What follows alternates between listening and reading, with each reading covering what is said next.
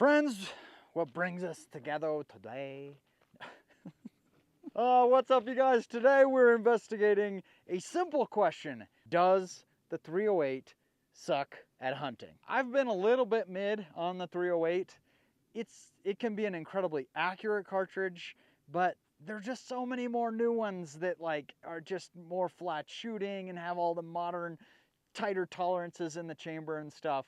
So we're gonna analyze 5 different questions about the 308 Winchester and just see if it sucks. Starting with the one that I think a lot of people are interested in. A lot of guys are trying to extend your range in hunting, right? You know, even if you're not gonna be shooting animals at 500, you kind of want your rifle to be capable of it. And so that's what we're gonna test first. We're gonna take a 165 Sierra Game King in some SIG ammo and a 308 at 500 yards into ballistics gel. All right, we're gonna take this shot. This is a little bit ridiculous because we have the awesome Burris Veracity pH scope, the one that does your ballistics, and so you just dial and it has a little heads-up display in there that shows you what you're dialed to.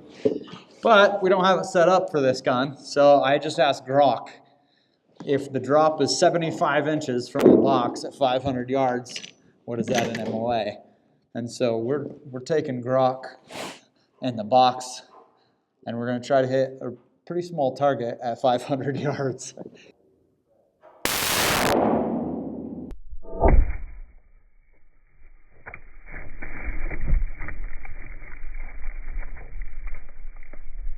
Bingo, got it.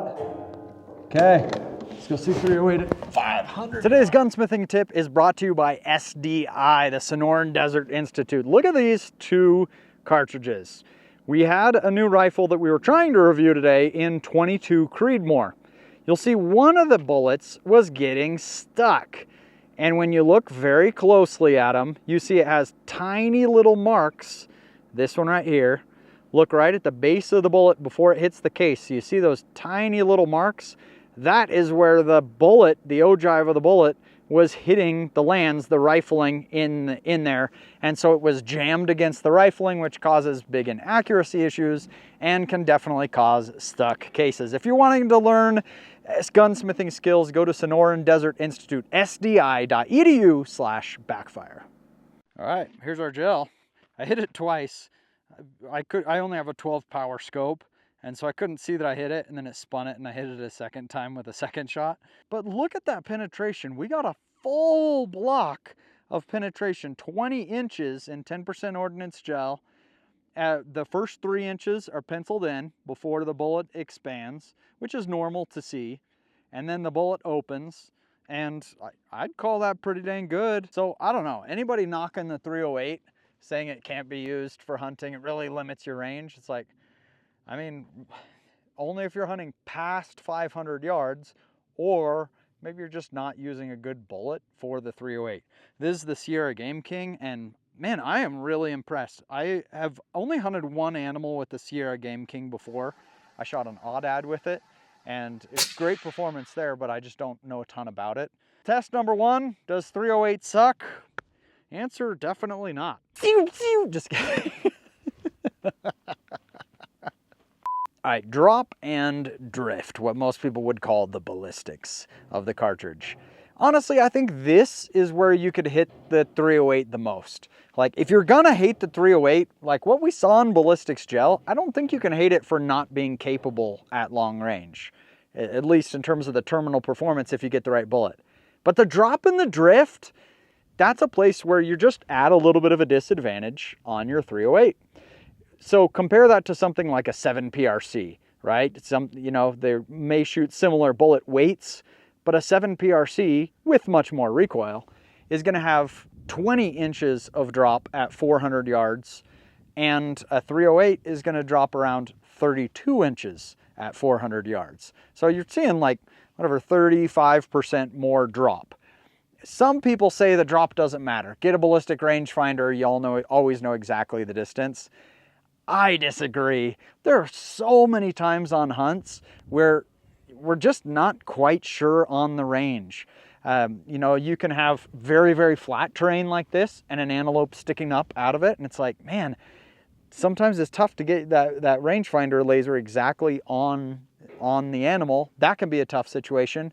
Or where the animal's just, there's a bunch of bushes and stuff around it, and you're not positive that you're lasing exactly on the animal.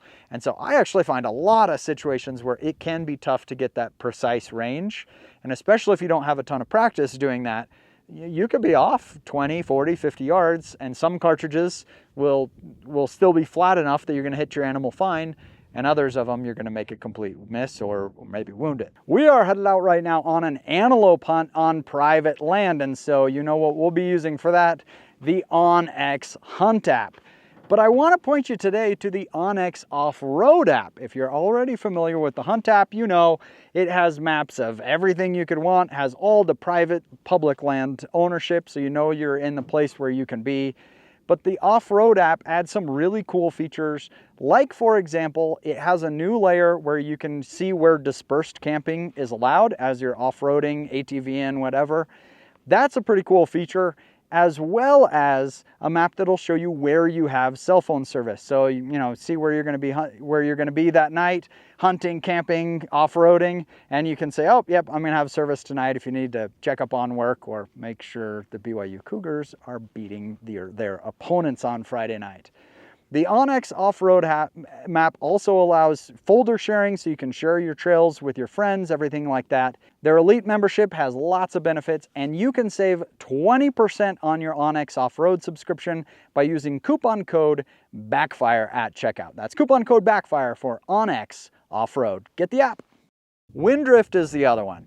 The lower velocity of the 308 is going to cause more problems. And so again, compared to something like a 7 PRC, a 7 PRC could see 10 inches of wind drift at 400 yards with a strong 15-mile-an-hour wind. 10 inches versus 18.5 inches on a 308. That's a big difference. This is like whatever, 45% more wind drift. And that's one where you can easily, the wind drift is the worst because that 50% of the time, that's going to send you into the guts if you make the wrong wind call. And so those are the two areas where I do think the 308 can be a little bit more challenging in a hunting scenario. Is it enough to make me not want to hunt with it? Absolutely not. But it's a limitation, I'll admit that. Recoil is another one where people have the knock on the 308 because it does have enough recoil to at least notice it. So this is a 6.5 Creedmoor, and your Tikka T3X, you know, probably one of the most common 6.5 Creedmoors out there. And I want you to watch, this is the backstop recoil pad, of course, that we have on here. Really soaks up the recoil a lot better than a factory pad or even other premium pads. But watch my shoulder. I'm gonna keep kind of a consistent shoulder here, and I want you to see how much this moves me back. It's not much, it's a 6.5 Creedmoor. But now let's go to a 308. Now 308 has more recoil. You know, if that has 11 or 12 foot-pounds of recoil energy in that Tikka, this is gonna have about 15 in this Bagara. So watch how much this moves me back. It's about the same or no difference at all. Look at them side by side.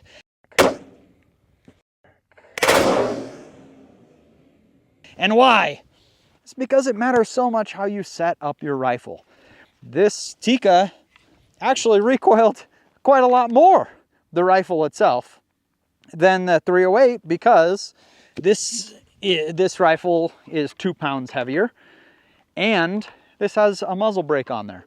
And so often I hear people saying, you know, oh, you know, I shoot a 6.5 Creedmoor because it has lower recoil.